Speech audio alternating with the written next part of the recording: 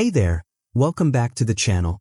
Today we're diving into an epic and totally unique story that blends K-pop, supernatural battles, and a whole lot of girl power. Yup, we're talking about K-pop Demon Hunters.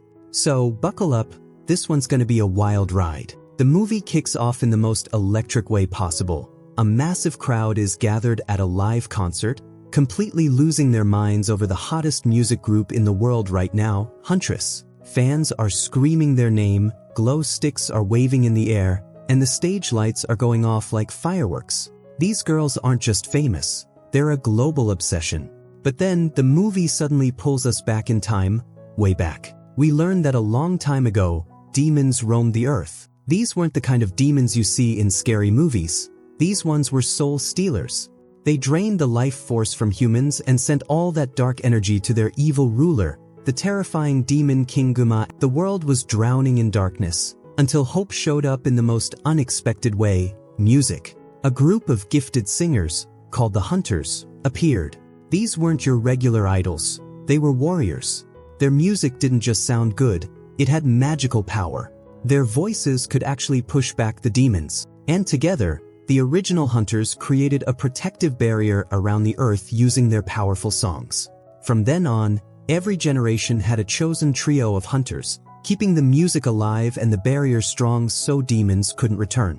This entire backstory is told to us by Celine, a wise woman who, in present day, trains the new generation of hunters, the girls of Huntress. Not only are they mega K-pop idols, but they're also Earth's last defense against a demon invasion.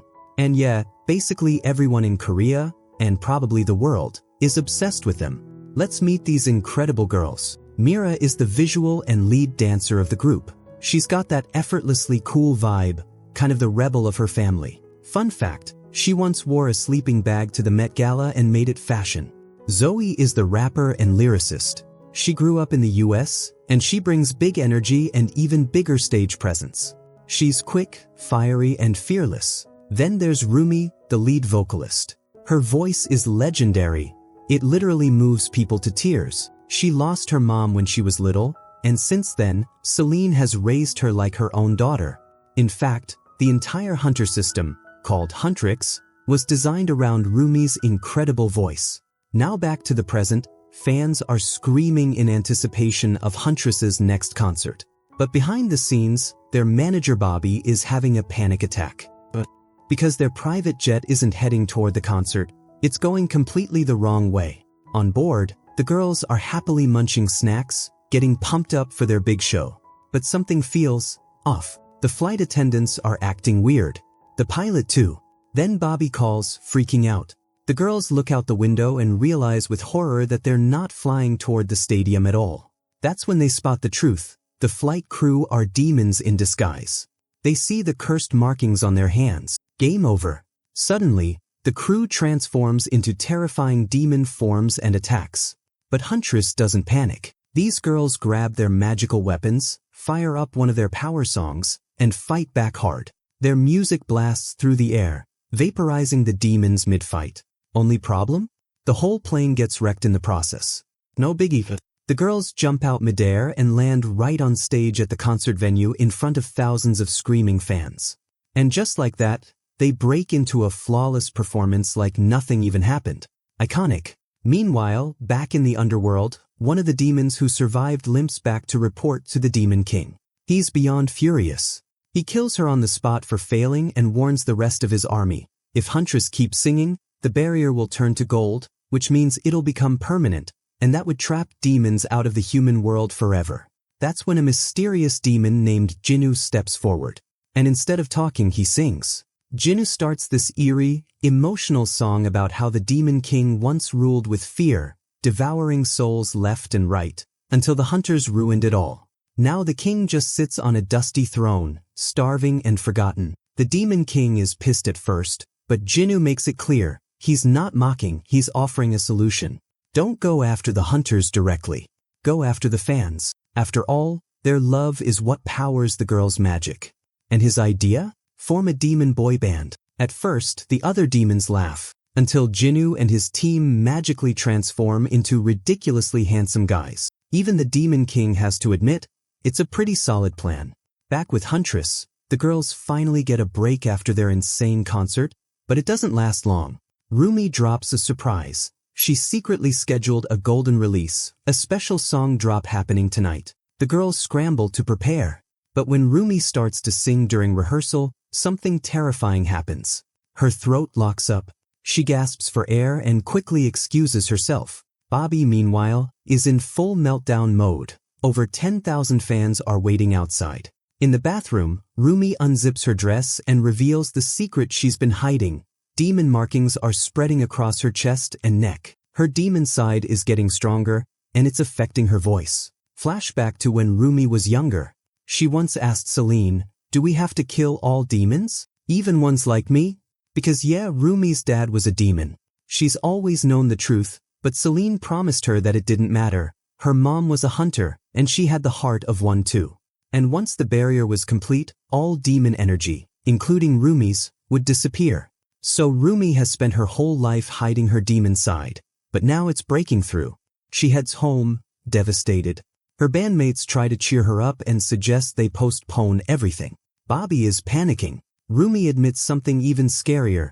The damage to her voice might be permanent. Mira and Zoe offer to cancel everything, even the Idol Awards. But Roomie says absolutely not. That show is when the barrier gets recharged for the entire year.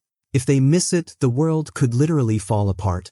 So the girls come up with a new plan. They'll spend the next 2 weeks doing everything to help Roomie heal before the big show. Zoe takes the lead. She's got like 57 backup plans. Step 1. Take Roomie to a magical healer named Dr. Han. He runs some weird tests, brews a strange glowing drink, and tells her it should help. Feeling hopeful, the girls start to return home. But then they think their fans might catch them. But they find 5 insanely hot guys coming outside their place. For a second, they're completely starstruck, until one of the guys suddenly shoves Roomie to the ground. Instant mood change. The girls are done swooning. Something's wrong with these guys. Rude is rude, even if you look like a K-drama prince. Suddenly, they hear music booming from the nearby market square. They rush over to see what's going on, and guess who's performing? Yup, those same 5 guys. Turns out they're a new boy band, and their vocals? Out of this world. The crowd is going nuts, totally falling for their charm. But Huntress isn't fooled. Mira, Zoe, and Roomie take a closer look and see the truth. Demon markings. These are Saja boys, Jinu's demon crew in disguise. Mira's ready to fight then and there. But Roomie stops her. It's too risky. If they attack now, innocent fans might get hurt. And besides, they don't even know what these demon boys are planning yet. One thing's for sure, though, a demon is still a demon, no matter how good they sing or look. Meanwhile, the guys wrapped up their performance, all smiles and charisma, and introduced themselves as the Saja Boys. They even invited everyone to a follow-up show that night. Of course, the girls weren't buying it. As night fell, Huntress suited up in full demon hunting gear, ready to take these pretty boys down the moment their concert ended. But just as they were about to strike, Jinu, the sly leader of the Saja Boys, noticed them. Thinking on his feet, he grabbed the mic and turned the spotlight on Huntress, announcing that the girls would be joining them on stage. The crowd went wild. The girls were stunned. That one move gave the Saja Boys enough time to slip away, right into the nearby men's bathhouse. Naturally, the girls gave chase, only to realize they'd been lured into a trap. Suddenly, water demons attacked from all sides. A full-on battle broke out. Roomie locked eyes with Jinu and went straight for him. But during the fight, part of her outfit tore, and her secret was revealed. Demon markings. Jinu was shocked. He had no idea she was part demon. Roomie froze. Panic set in. She couldn't let Mira or Zoe see. But then, in a totally unexpected move, Jinu gently wrapped a cloth around her arm to cover the markings. Thanks to him, she pulled herself together and rejoined the fight, helping defeat the water demons. Back in the demon realm, the Demon King was thrilled. Jinu's plan was working. The shield was fading fast. He could almost taste the souls he'd waited centuries to devour. Meanwhile, Huntress was shaken. They saw with their own eyes how fragile the barrier had become. And to make it worse, Bobby called with bad news. The Saja Boys were blowing up online. But Roomie had a fire in her eyes. She told Zoe to write a brand new track, a diss song to call out the demons and take back their fans at the upcoming Idol Awards. That performance could be their one shot to recharge the barrier. Roomie finally tried Dr. Han's magic tonic and discovered it was just grape juice. Seriously? Then out of nowhere, a weird little bird wearing a hat landed on her balcony. She checked it out and was greeted by a demon cat. She drew her sword, ready to fight, but the cat just handed her a letter. It was from Jinu. He wanted to talk. Roomie went to the meeting, but not for chatting. She came swinging. Jinu didn't fight back. He said he only wanted to talk about her demon markings. He hadn't told anyone about them, and he never planned to. He asked her, gently, how someone with demon markings was still living among humans. She said she wasn't a demon. But Jinu pushed. Then how do you explain those patterns? He said he knew what it felt like. When Roomie claimed demons don't feel anything, Jinu told her that's all they do. Guilt. Shame. That's how the Demon King keeps them under control. Then he told her the truth. Well, his truth. 400 years ago, he was poor. His only treasure was a bipa, a traditional instrument he played in the streets. One day, the Demon King whispered in his ear, promising power and fame. He said yes. He got everything he dreamed of, until the demon marks came and dragged him into the underworld. His family lost everything, and he never forgave himself. His markings were a constant reminder of his failure. Then he looked at Roomie and said, accept who you are. But she wasn't ready. She insisted she wasn't like him. Jinu just nodded. Come back when you're done pretending. Later, Huntress gathered to plan their big performance. They decided on a fierce new anthem, Takedown. The next day, they showed up at a fan event. People were going crazy. But then, the Saja boys showed up too. Suddenly, fans were divided, cheering for both groups. Roomie suggested they share the stage, win back every fan they could. Jinu tried to talk to her, but Roomie shut him down. She said she couldn't trust someone who worked for the Demon King. Jinu replied that he wasn't helping the king, he was helping himself. He just wanted peace. No more voices, no more guilt. Later, at the studio, Roomie practiced the new song, but she'd changed some of the lyrics. Mira noticed. Why are you going soft? Mira asked. Why are you feeling sorry for demons? Roomie brushed it off, but Mira started to get suspicious. The weird lyrics, the strange behavior, her growing closeness with Jinu. Are you hiding something? Roomie said no. Mira apologized, but deep down her gut said something wasn't right. Meanwhile, every performance from the Saja boys was sucking more energy from the crowd, feeding the Demon King and making him stronger. Finally, Roomie reached out to Jinu. She had an idea. If he helped them win the Idol Awards, the barrier would seal.